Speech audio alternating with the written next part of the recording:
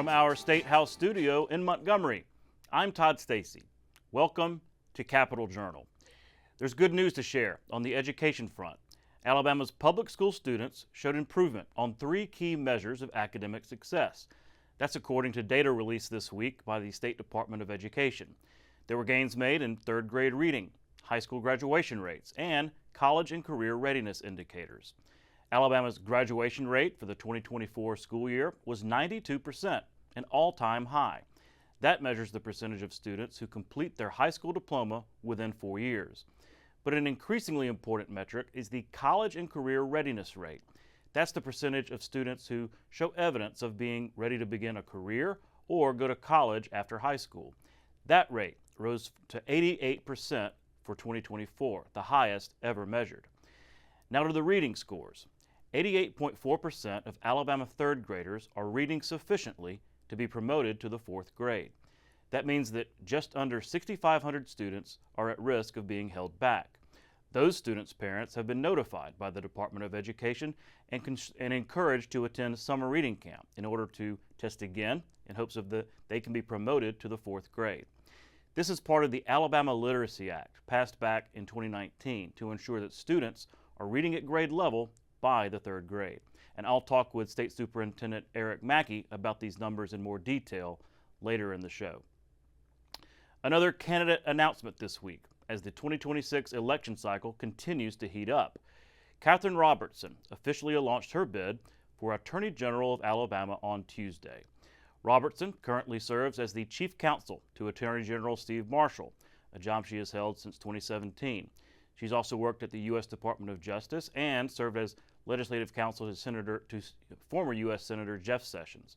Marshall himself attended the announcement and offered Robertson his full endorsement. Here in the Capitol complex, we've been watching in real time as the new State House has been taking shape. It's an exciting project as the legislature awaits its new permanent home. The House and Senate have been meeting here in the current State House since 1985, but it was always meant to be a temporary facility. Capitol Journal's Jeff Sanders has an exclusive update from the Secretary of the Senate, Pate Harris. After 2 years of steady progress, Alabama's new State House is entering its next phase, with construction shifting mostly indoors. Well, the best thing about it is that we're on schedule, and we feel really good about where we are. So they're framing up some of the offices and the committee rooms.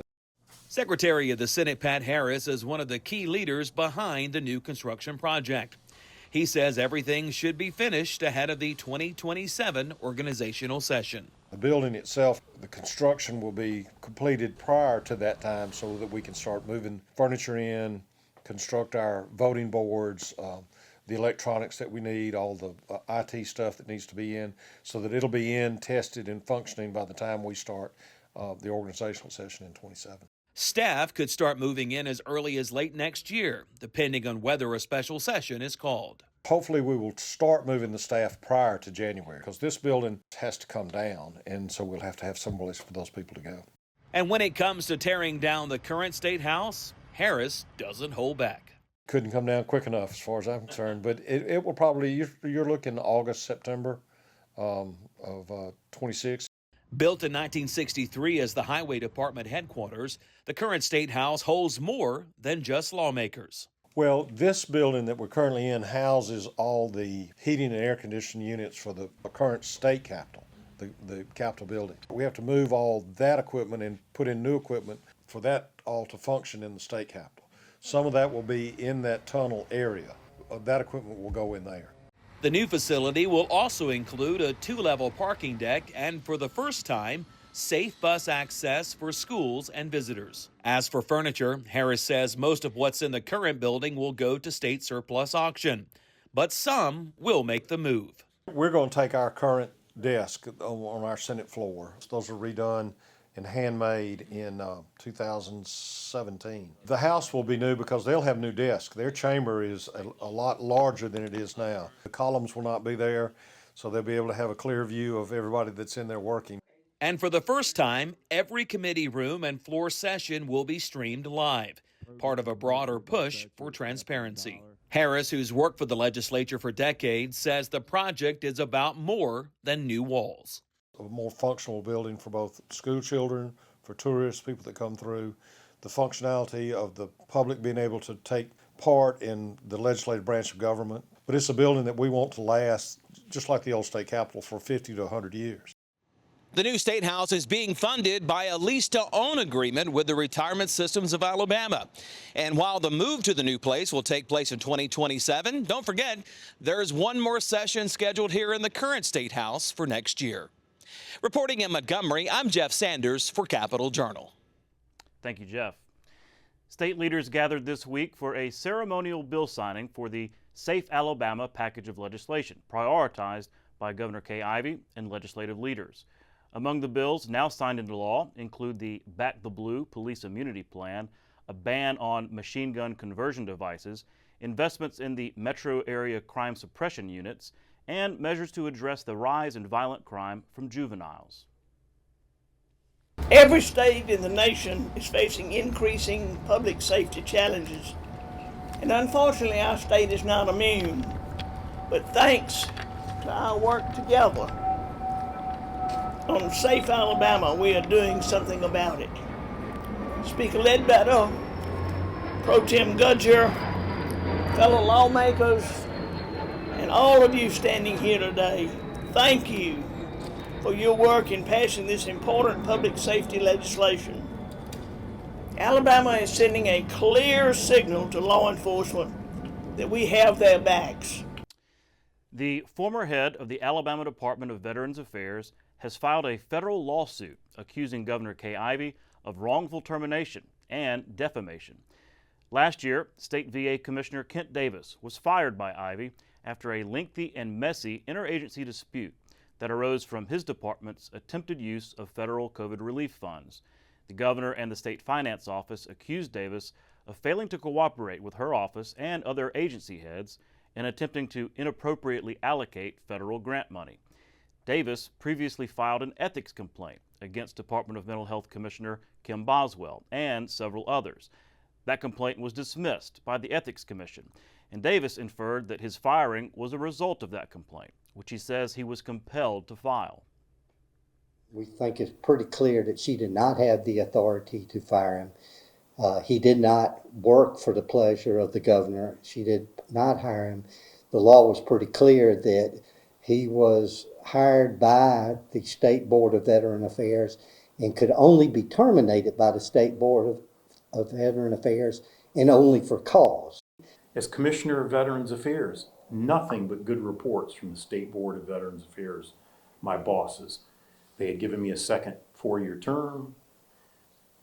No complaints about the performance of the department and the commissioner's role. And then all of a sudden this comes up a week after the Ethics Commission dismisses an ethics complaint. A spokeswoman for Ivey said the governor is not concerned about the lawsuit and that her office is, quote, extremely confident Governor Ivey's necessary actions will stand any court test there may be, end quote. Turning to Washington, where the U.S. House of Representatives this week took up and narrowly passed a rescission package. A rescission is action taken to claw back already appropriated funding, in this case for foreign aid and public broadcasting. Alex Engel reports from Capitol Hill about the situation as the bill heads to the Senate. Alabama's Republican lawmakers supported the White House's efforts to claw back $9.4 billion in funding for foreign aid and public media, all in an effort to make the DOGE cuts permanent. Democrats stood united against the measure in a vote on Thursday. The bill is passed. With a 2-vote margin and a couple of Republicans switching their votes on the floor, the House passed the request to claw back money that Congress already approved. Congressman Dale Strong was fully behind it. This is what you've got to do when you've got a $36 trillion debt. This country has got off the hook, spent money in places it shouldn't have been spent. $8.3 billion will be cut from foreign aid, including slashing the president's emergency plan for AIDS relief.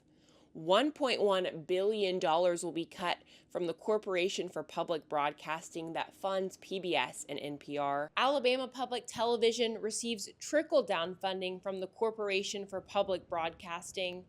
As the bill came through the Rules Committee this week, Congressman Robert Aderholt argued for preserving funding for APT. I would think we'd want to keep the media watchdogs here in Washington, and I can't imagine that cutting Alabama public television by 13%. I would love to work with you to get funding for Alabama public television, because it has not been subject to these woke policies that so many of the other states have, and therefore we can work together on this. Aderholt says it's unfortunate APT got swept up with all the other states in the package to rescind funds. Alabama's 2 Democrats joined the rest of their conference to oppose the bill. Congresswoman Terry Sewell says in a statement, in part, quote, "Their latest bill defunds PBS and NPR, threatening educational programming for our children, as well as independent journalism, local sports coverage, and emergency alerts," end quote. But Republicans don't want to stop at just clawing back the money once. Congressman Barry Moore says he hopes to see more rescission bills come to the floor. It's much needed. I'm glad we finally got the first package, and I'm sure there'll be more down the road. The bill is now sent to the Senate. Congress has to act within 45 days from June 3rd, the day Trump sent the bill to Congress, in order to pass it. Reporting on Capitol Hill, Alex Engel, Capitol Journal. Thank you, Alex. The threat of funding cuts is also impacting many state and federal agencies, including the National Weather Service. With hurricane season now upon us, Capitol Journal's Randy Scott reports on how that agency is weathering the storm to complete its mission of keeping people safe. An interesting summer weather-wise, according to the National Oceanic and Atmospheric Administration regarding the weather. Reports have appeared in media raising concerns about possible budget cuts from Washington, D.C., affecting the agency. Staff with the National Weather Service say they remain optimistic and will continue to do their jobs. Weather affects everybody every day, whether you know it or not. Warning coordination meteorologist John DeBlock says summer for many people means vacation time, but for the National Weather Service, there's much work to do. Watching out for everybody's protection of life and property here. We like to hopefully enhance everybody's life, help give you the information so that you can make good decisions on whether to cancel your plans, move them indoors, keep your family safe. Those are the things that we do. Whether it's watching for hurricanes in South Alabama or monitoring severe weather in Central Alabama, meteorologists say they have a full plate of things to do, but the number one priority is keeping people safe and educated about the weather. That plate of things to watch out for includes hurricanes. We have the National Hurricane Center, which issues, they are hurricane experts, and we rely on them to provide us with information to relay on to our partners and to apply their expertise to the impacts that we see here locally. Tornadoes. If it hits your house, it doesn't matter whether it's March, April, June, July, August, September. A tornado is obviously a very powerful, destructive phenomenon that has the potential to hurt and potentially cause fatalities. We want everybody to take that threat seriously. Flooding. Do you live in a floodplain? Do you have flood insurance? Do you have a place to go? What's your, how many ways can you get out of town? Being aware of those surroundings and what your options are in a case of an excessive flood situation is going to be very important in that case. Excessive heat. We lose a lot of people every year due to heat illnesses, the impacts of heat on the elderly, especially the people with health problems. Certainly, even if you're healthy, heat can become an issue very quickly. Also, severe weather, including thunderstorms, lightning, and hail. I don't think we ever have to worry about having something to do. Weather changes. So, our job is to protect lives and properties, and we will do whatever we can to do that here at the National Weather Service. In Birmingham, Randy Scott, Capitol Journal. Thank you, Randy. Before we get to our interview segment of the show, let us take a moment to introduce the new first dog of Alabama. Governor Ivey this week announced that her new dog, Huntley, a 3-year-old female yellow Labrador retriever, That's the happy dog right there, and a happy governor. Just weeks ago, Ivy lost her dog, Missy, and so it's nice to see her adopt a new pup. The governor said in a statement that Huntley likes to do commands and tricks, loves playing in the yard there at the mansion, and going to the lake. She also said we may get the chance to see Huntley here in the Capitol complex on occasion. And if that's the case, my dog Toby says he is ready to be friends and share treats here at the State House. Just bring him on down. We'll be right back.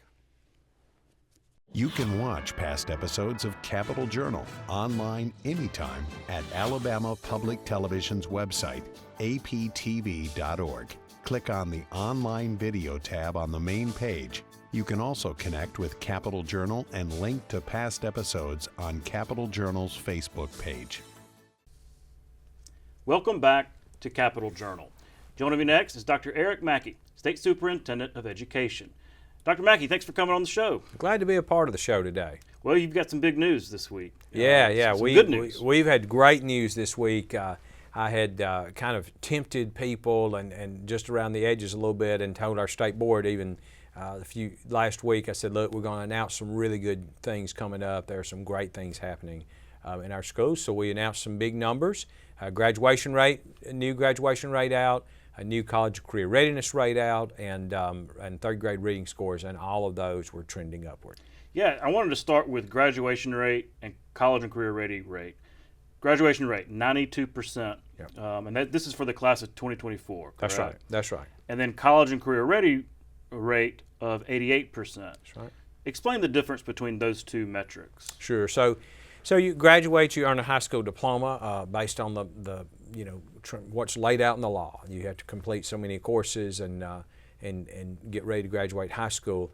One of the things that we started talking about really maybe even the year before I became state superintendent, and certainly once I became superintendent, we really wanted to highlight the fact that we had this big gap. We had graduation rate at that time was in the upper 80s.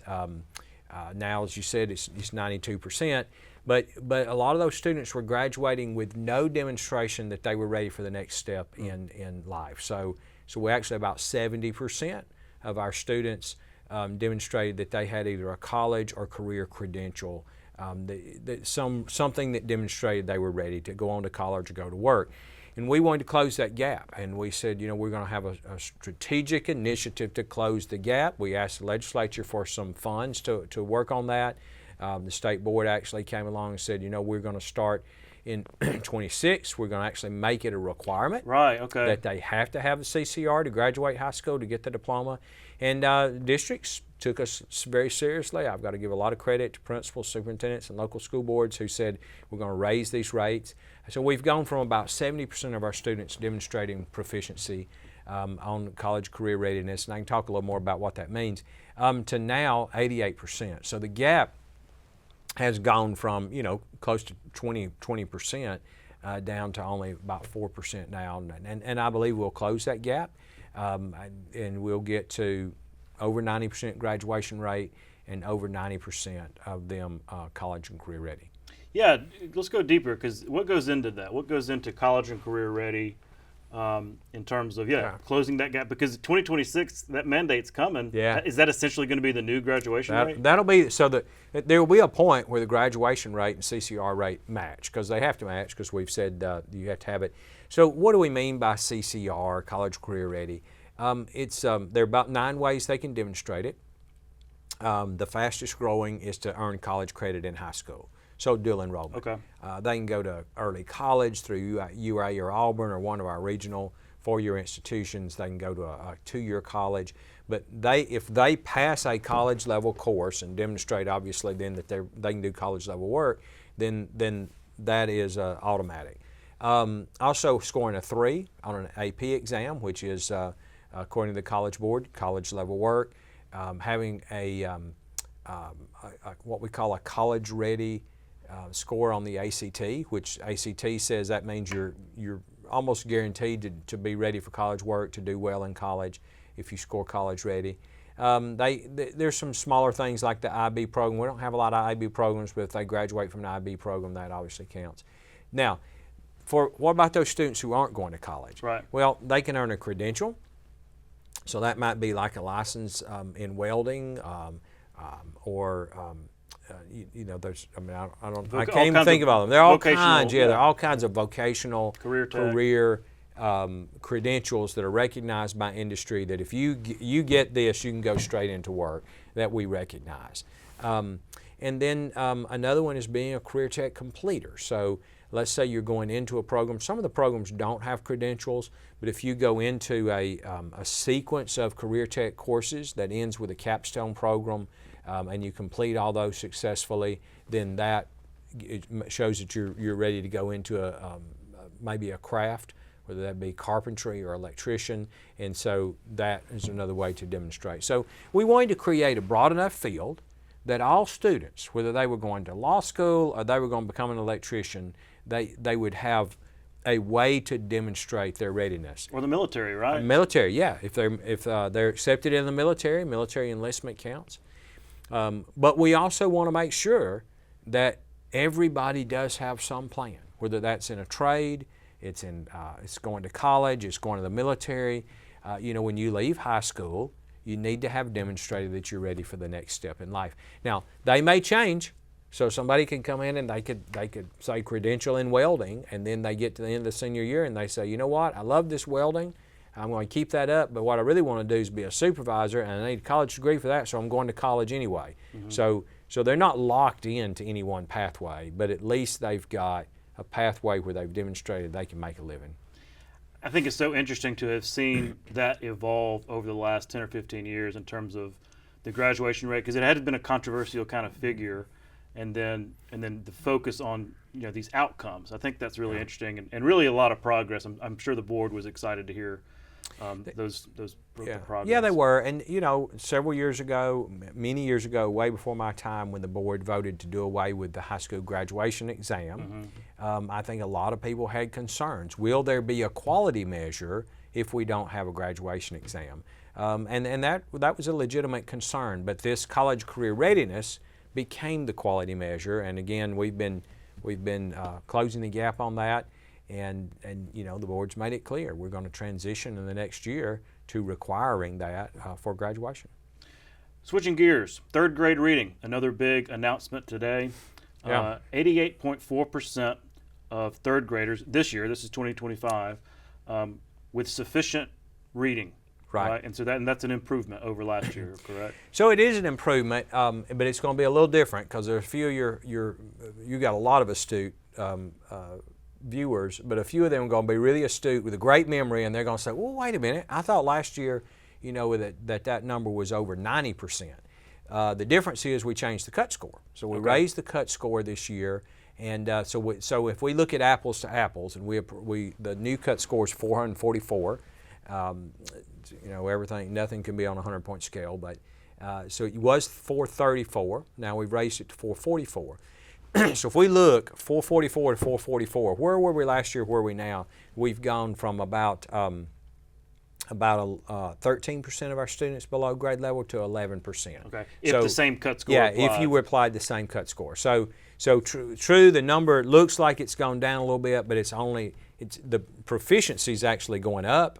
It's just we're raising the bar. We're raising the bar, and in a couple of years we're going to raise the bar again. We've already recommended the board last year that we stay 2 years at this cut score, 444, and then we raise it to 454. That's more aggressive than a lot of people wanted. It's more aggressive even than our outside experts recommended.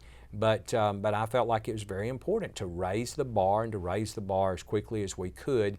And I've got to say something. Schools they're picking up the slack, and as we raise the bar, they're moving up. I'm very happy with that. I'm glad to see proficiency going up in reading. But it needs to, because students don't need to be going on to fourth grade not able to read at a sufficient level.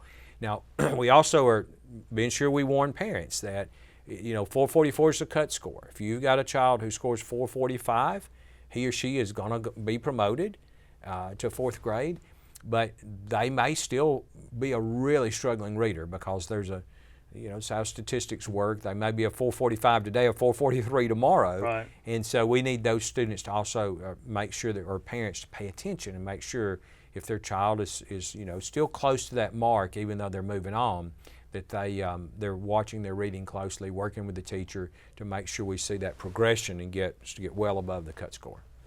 Yeah, and I wanted to also remind folks, because just because it's that number, you know, this would mean, I guess, 11.6% did not meet the the requirements for sufficient reading. That doesn't necessarily mean that 11.6% of third graders are all getting held back, because there's so much effort going into summer reading, trying to get them to that promotion level. So it could be a lot of improvement. That could be a lot lower number by the end of the summer, correct? Yeah, so so all of those students will be encouraged. We're not required, but they're invited, they're encouraged to attend a summer reading camp. Okay. At the end of summer reading camp, we'll test them again. We know from past years that about half the students who attend summer reading camp on a daily basis that they are able to improve their reading skills so that they can pass the test. One of our big concerns is attendance. You know, you can't just sign up for summer reading and show up 2 days a week. Yeah. You got to make sure your child, this is for a third grader, the most important thing that we can do for them academically is to make sure they're reading on grade level. Parents have got to get them there every day. But there are other ways also. We do have some students who might be in a special education program, and so their IEP team might decide to promote them. We have some students that are just really poor test takers, and the teacher and principal, there's a committee, a way they can get together, and what we call a portfolio promotion, where they can show that this child can read at that level, but he or she, just because of test anxiety or whatever, can't perform on a standardized test, and we still move them on to fourth grade too. Okay. Very few, but we do a few that way. Well, my observation about this is, so this, 88.4%. You mentioned accountability earlier and raising the bar. I think that's important. But also, if this number was 98%, yeah, I think it would be perceived as, all right, maybe they're not really being, rigorous in terms of the testing. I think it shows that, no, we're serious about this, because that was the point of the Literacy Act, right? We've got to have some accountability. I think that's interesting. Can people take that away and say, okay, this is a real number. We're not just passing them along? No, absolutely. I mean, that's still a large number. 11% to open up your books and say, look, 11% of our kids are not, even after 4 years of school, they're not ready to move on to fourth grade based on our assessment. And so, we want to be honest and transparent with parents. And also remember, don't lose it in the averages. So I actually have 2 elementary schools in the state that are 100%. That's great. We're very proud of them, but at the same time, we had schools that were down about 70%. I mean, and in some cases in the 60s. So they're saying that, in 1/3 of your students are not ready to move on to fourth grade at the end of third grade. What's going on there? And we're having intense conversations with those school districts about what's happening in those schools.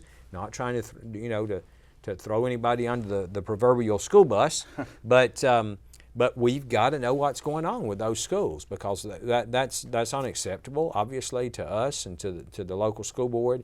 It could be that there's some unusual thing going on there, but if we see that year after year after year, obviously something's going to have to change in that school. And shout out to Satsuma and Orange Beach, I believe. Yes, for Satsuma and Orange Beach. 100%. Yep. Shout out to them. Wanted to ask you about the cell phone ban. So that was one of the big pieces of legislation that passed this session, meaning in this coming school year, no cell phones, bell to bell, got to lock them away kind of thing. What's been your feedback? Because this is a local thing, right? They've got to come up with their own policies and everything. I know y'all probably have some guidance. What has been the feedback from superintendents and principals to how this is going to be implemented? Well, I'll tell you this, the feedback from superintendents and principals is different from the group of high schoolers yesterday I talked to. Okay. So I think superintendents and principals definitely have some concerns about how they're going to, in some cases, how they're going to manage it, how they're going to enforce it. But you know what, we already have about a quarter of our school districts had already put something in place. So even over the past 2 years, we've had a lot of schools. We started out with just maybe 2 school districts that said we're not going to allow cell phones in school.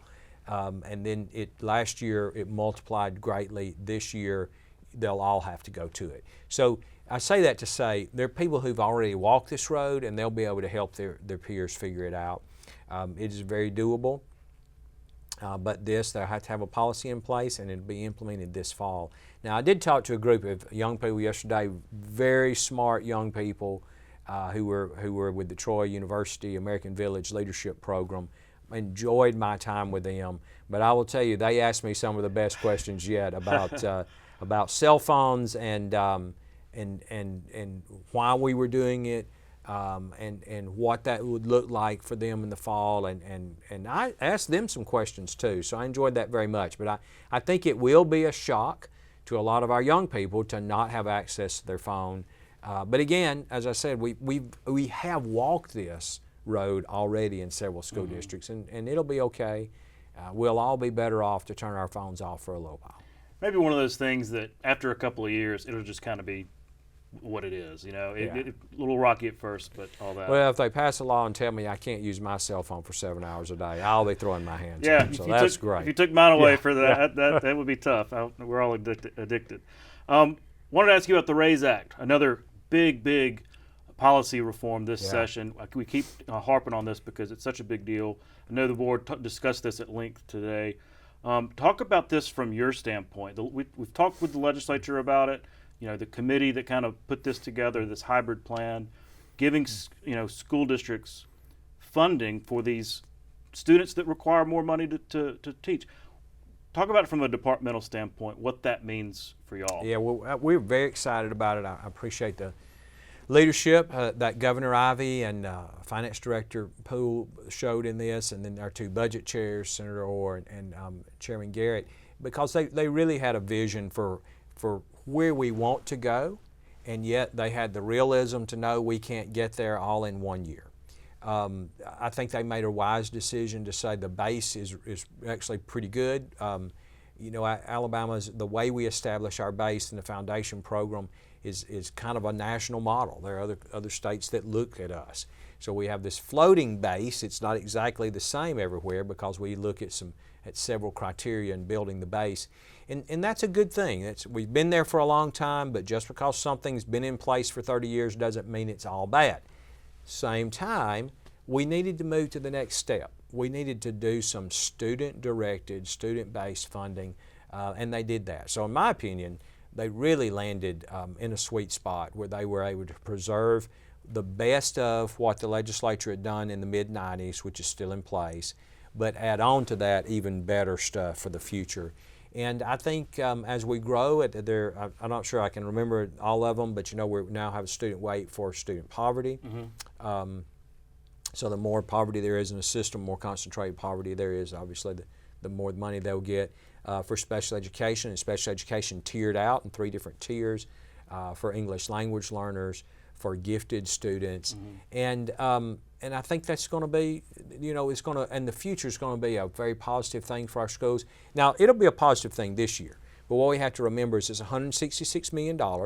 About 58 of that is money that the schools were already getting, but we shifted from previous line items into the new funding formula, and then about $101 million of new money.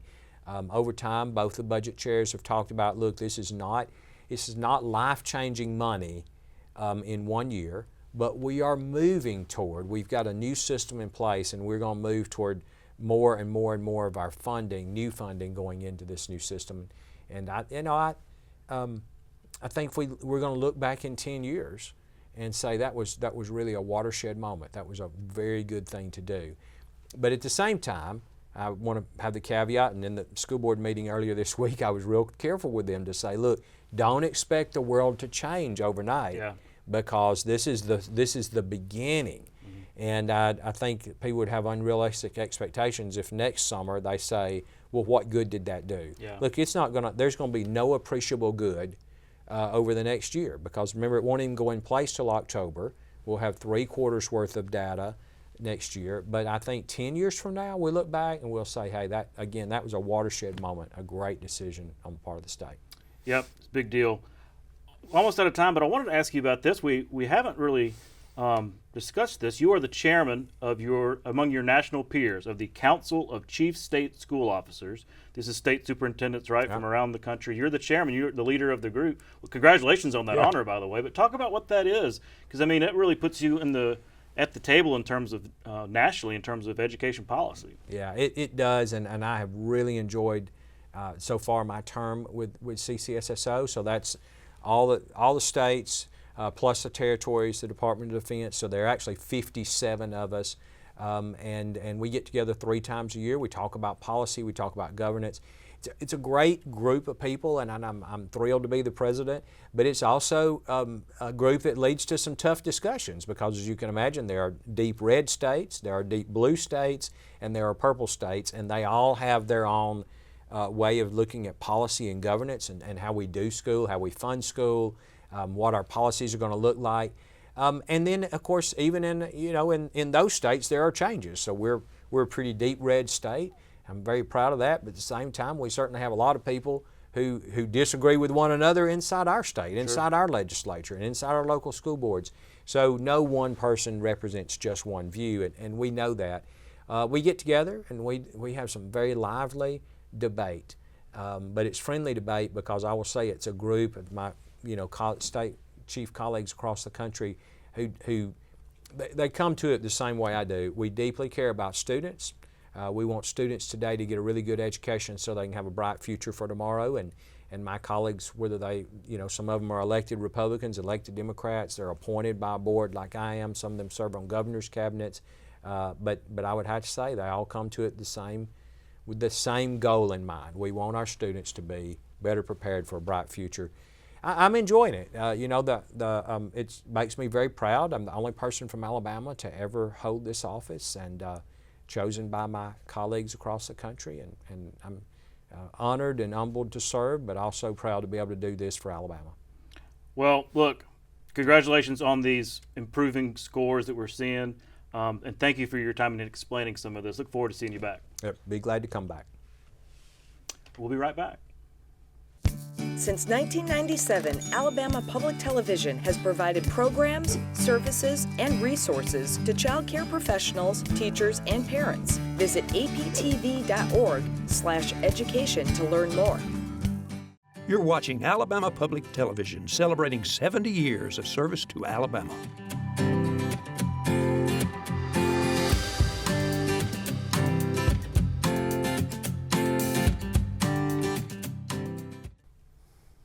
Welcome back to Capitol Journal.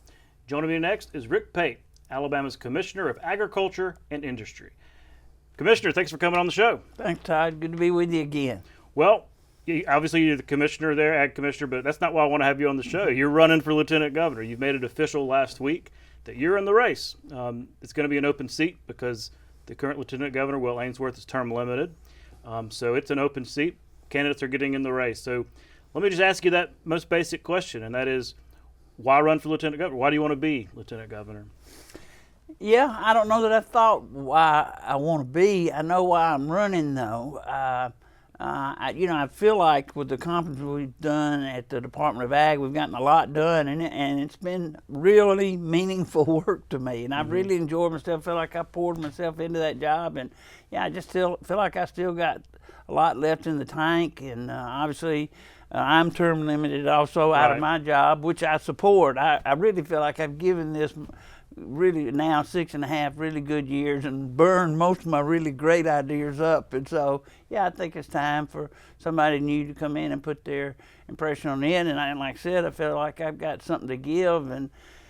And I looked at the other races. I had other opportunities, whether it was going to work for USDA or other opportunities were presented to me and that would have required me to leave early, and I just made that commitment that I didn't think that was right to sort of be bailing ship a year and a half out, because I've got a lot of other people that would start doing that if I left, and I wasn't sure who the governor might bring in anyway. And so I looked around at what else was there, knowing I wanted to stay to the end of my term. And really, Lieutenant Governor, I had obviously lots of conversations with Coach Somerville, starting in December, almost monthly, if not every 6 weeks. He went from thinking about it to 50-50, to maybe, to probably. But 2 months out, he kind of said, he was running. And so because you did consider governor. I did, and thought, well, obviously you could make the biggest impact as governor. But we talked about it a lot and felt like I could do a lot with my relationship with him, and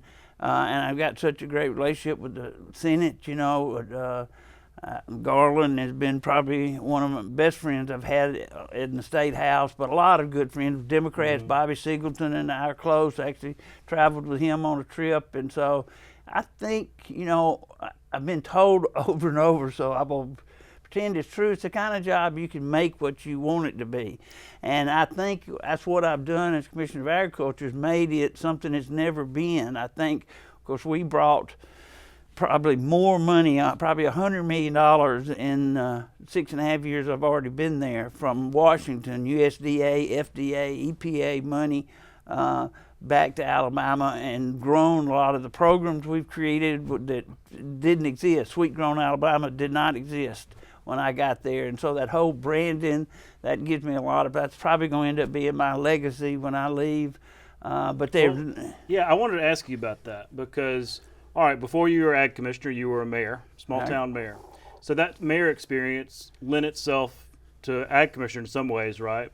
So I'm curious what your work and your experience as ag commissioner could lend itself to the Senate, to being the president of the Senate. You also mentioned those relationships. So is that part of it? Like, what does your experience in the ag commissioner bring to the lieutenant governor role?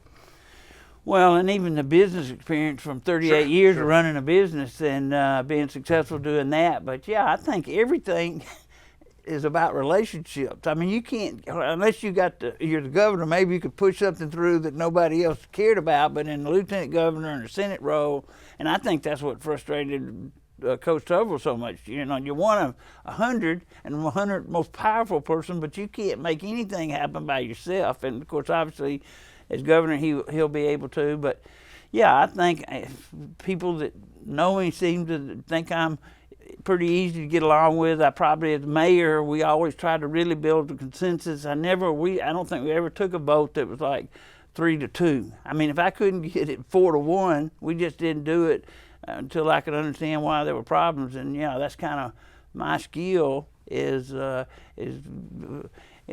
along with people, getting people to go along. But I think we've been so innovative in a lot of the stuff we've done, and I'm sure there's going to be opportunities like that. Will did some good stuff with workforce development, with making Alabama military friendly, and others. You know, obviously, I've been on I-65 twice this last week, and both times came to a standstill at Clara. So that's got to be a problem. Of course, obviously, there's other needs in the state. You know, they're trying to widen 82, and as I travel the whole state, because this week I've been in.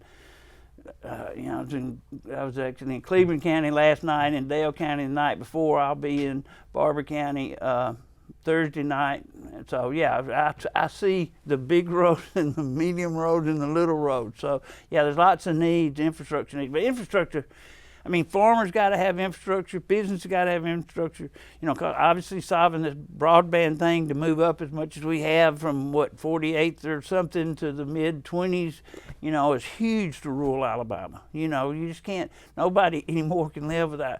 And there's pockets. When I was driving yesterday to Cleveland County, you know, you get up in there in those mountains of Clay County, you lose phone services and stuff. So yeah, I think there'll be opportunities.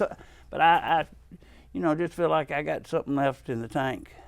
Well, and that's kind of goes into my next question because, you know, just historically speaking, this is the world, this is politics. When folks run for lieutenant governor, typically people think of that as, oh, well, maybe they want to turn around eventually and run for governor in 4 years or 8 years, whatever it's going to be. Has that entered your mind at all? I mean, I know it's really early, but that's, you wouldn't blame for people for asking that kind of question.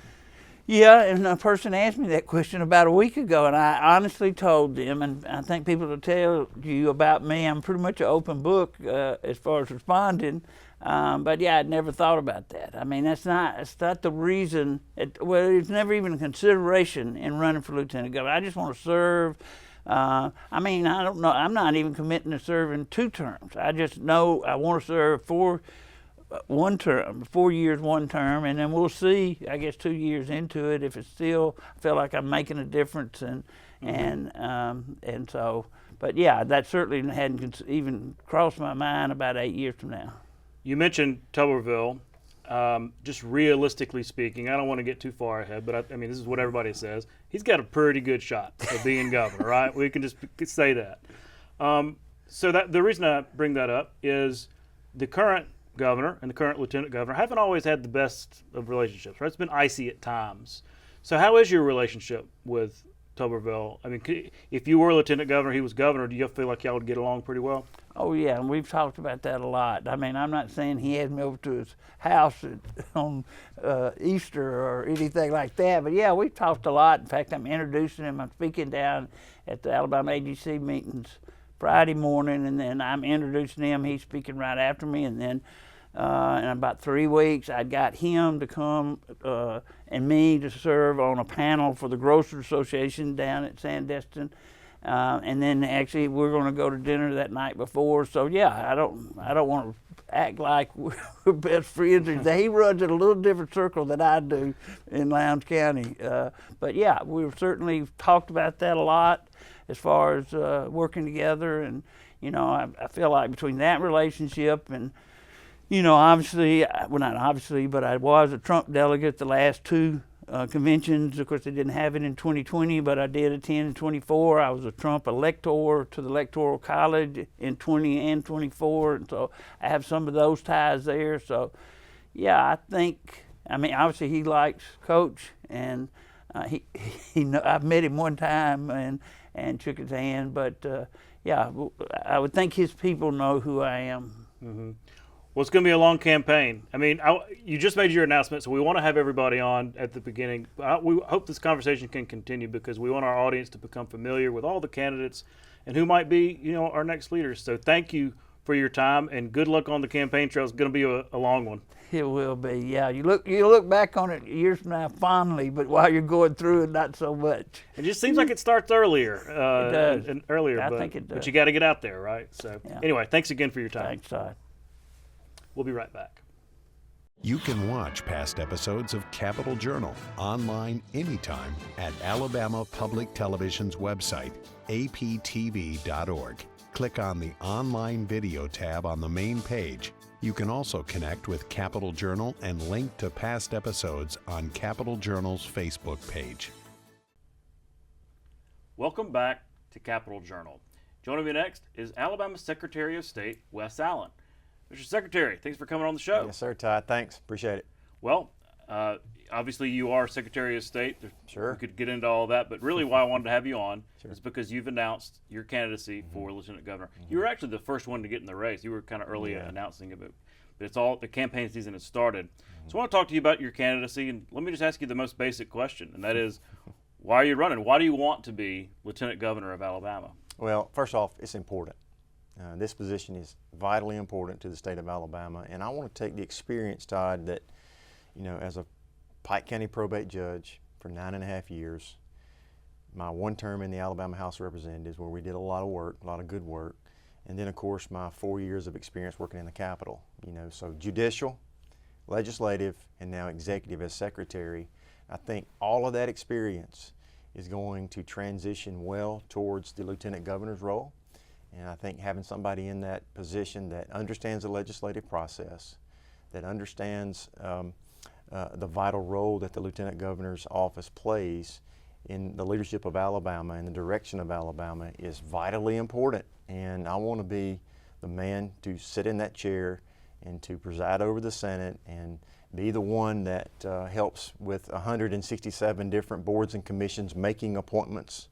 About 400 appointments statewide to a lot of different boards and commissions that help the citizens of Alabama. I mean, just look at our track record in the Secretary's office of what we've been able to do over the last 3.5 years. A lot of hard work, rolled up our sleeves, went to work, protected elections, and making sure that we are a business-friendly office in the Secretary's office. And we've advocated for bills that have cut red tape, have cut fees. We've managed it well, and we've done a lot of really neat things, taking care of elections and then taking care of businesses in Alabama. Mm-hmm. The Lieutenant Governor role is an interesting one because it's kind of, you know, a foot in both worlds in terms of executive and legislative. So Any issues in particular that you would want to focus on that you're going to be campaigning? I know it's pretty early. We're a little less than a year out of the primary, but any issues that you want to focus on in particular as the campaign goes forward? Sure. So, when I travel all over this state, here's what I know about the people of Alabama. Number one, they're very proud of this state. They're very proud of their families. They're proud of their family names. They're proud of their churches. They're proud of their football. They're proud of so many things, history and heritage. We want to make sure that we, first off, take care of Alabama and keep Alabama, Alabama. Second off, I want to make sure that we continue the good work of being business friendly, not only from my role as secretary in the small part that I've been able to play there, but an extended, larger role like what Governor Ainsworth has been able to do with workforce development. I think that's vitally important to make sure our folks are prepared for jobs and to make sure that we have a good quality workforce for industry that is looking to locate inside the state of Alabama. So we want to do that as well and just continue. We want to have a strong, vibrant economic environment for Alabama to compete in and be successful. I want families to be successful. I want small business owners to be successful.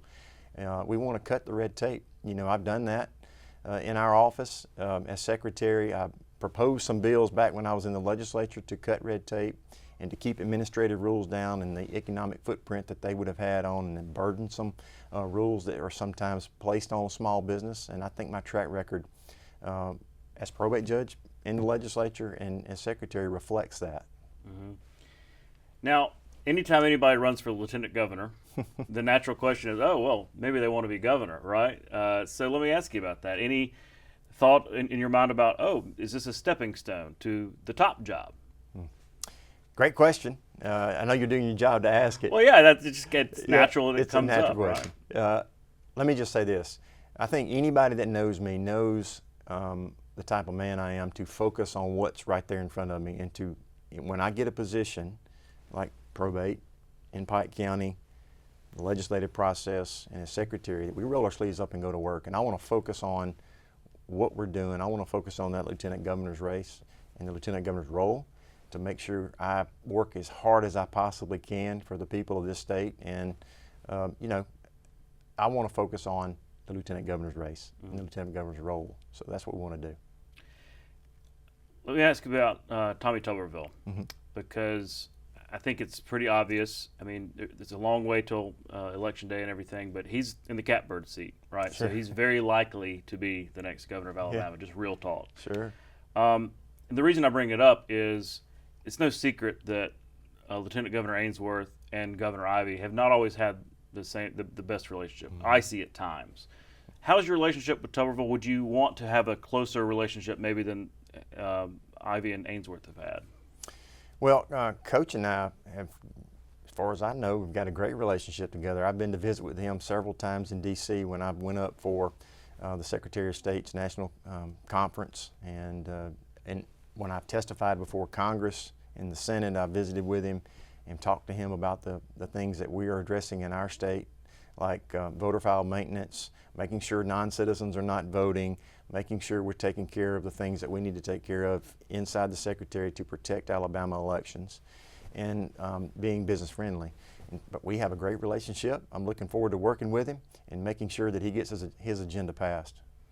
Well, it's going to be a long campaign season. Yeah. I mean, it seems like it starts earlier every season. What's your plan to kind of travel the state? Because you got to do your job, right? You got to be Secretary of State, but also a candidate. Is that going to be, the dual kind of, I don't know, double time it a little bit? Well, it is hard work. We live in a great state, a big state. But I'll just say we work extremely hard, and I've got a great staff, a great team, first-round draft picks in the Secretary's office is what I like to say.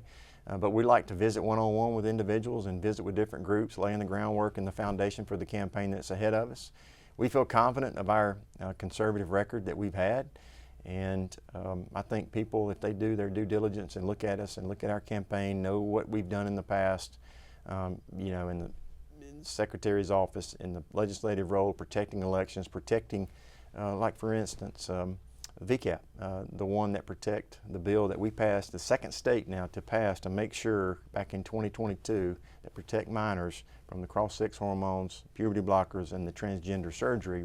we were the tip of the spear, and I was proud to handle that legislation. Of course, we got sued in federal court, and that's been dismissed, and we're very, very proud of that piece of legislation, among others, protecting elections and being business friendly in the legislation that we've been able to pass. So we're excited about the campaign ahead and visiting with people. I enjoy the campaign. I enjoy the work, to getting out and meeting the people of this state. And like I said before, we've got a great place to call home. And I'm so proud and honored to represent the 5 million people of this state as their secretary.